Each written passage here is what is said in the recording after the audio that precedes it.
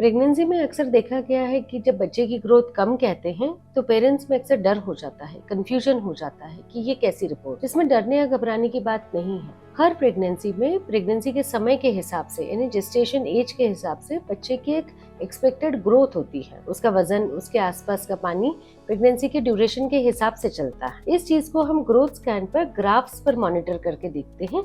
X axis और Y axis पे वो ग्रोथ को मॉनिटर करके देखते हैं। जब भी दिखता है कि बच्चे का वजन कम हो रहा है या पानी कम हो रहा है तो हम पेरेंट्स को इन्फॉर्म करते हैं कि समय के हिसाब से जैसा होना चाहिए उससे बच्चे का वजन कम लग रहा है। इसमें डरना घबराना नहीं होता। इसके कई कारण होते हैं, तो अक्सर आपकी हिस्ट्री और आपके एग्जामिनेशन में वो कारण ढूंढने की कोशिश की जाती है। अब कारण कई हो सकते हैं। हो सकता है कि माँ के लिए ब्लड प्रेशर ज्यादा हो, या उन्हें प्री एक्लेम्शिया की स्थिति हो, या डायबिटीज हो, या पहले से उन्हें कोई किडनी की प्रॉब्लम हो, या कोई और बीमारी हो, या प्रेगनेंसी के दौरान ऐसी स्थिति बनी हो जिससे कि बच्चे की ग्रोथ पे असर आ रहा है। हो सकता है प्रेगनेंसी में जो प्लेसेंटा बनता है वो प्लेसेंटा का स्ट्रक्चर ठीक से नहीं बन रहा। अक्सर हाई ब्लड प्रेशर वाली स्थितियां जो होती है उसमें ऐसा देखने में आता है। हो सकता है बच्चे में कुछ कॉजेज हो, तो क्रोमोसोमल प्रॉब्लम्स हो या कुछ जेनेटिक इश्यूज हो, तो उनमें भी ये बच्चे ग्रोथ की स्पीड कम दिखाते हैं। तो ये कारण यदि हम ढूंढ लेते हैं तो उनको ठीक करने में या उनका इलाज करने में हमें बहुत सहायता मिलती है। अब जब कारण पता चल गया है और ग्रोथ स्कैन्स में दिख रहा है कि बच्चे की ग्रोथ बराबर नहीं है,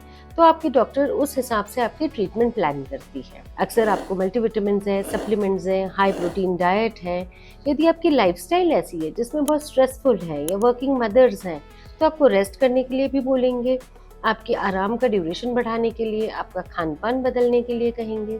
हो सकता है आपको एक्स्ट्रा मेडिकेशंस दें, या फिर आपकी जो भी कोई स्थिति है ब्लड प्रेशर की, डायबिटीज की, उन चीजों को ठीक करने के लिए कहा जाता है। और सबसे इम्पोर्टेंट मुख्य बात रहती है ग्रोथ मॉनिटरिंग की। अब बच्चे की ग्रोथ मॉनिटरिंग अब तक आप सभी को पता है कि अल्ट्रासाउंड से ही की जा सकती है। तो इन स्थितियों में आपको रेगुलर इंटरवल्स पे, हो सकता है हर 15 दिन में सोनोग्राफी के लिए कहा जाए। अब सोनोग्राफी जो होगी उसमें बच्चे का वजन, बच्चे के आसपास का पानी और डॉपलर्स यानी कि ब्लड फ्लो, बच्चे की ब्लड सप्लाई को बहुत ही गहरी निगरानी से देखा जाता है। और ये ग्रोथ चार्ट पर मॉनिटर करा जाता है कि बच्चे का वजन सेम चल रहा है या जो पिछली स्थिति थी उससे भी नीचे गिर रहा है। पर ये मॉनिटरिंग बहुत ज्यादा जरूरी होती है। तो जब भी इस तरह की कोई रिपोर्ट्स हो उसमें डरना घबराना और चिंता की बात नहीं होती है। आपकी दवाइयाँ सही समय पे लेनी है और मॉनिटरिंग पे बहुत स्ट्रेस देना है। आपकी डॉक्टर की निगरानी में रहना है।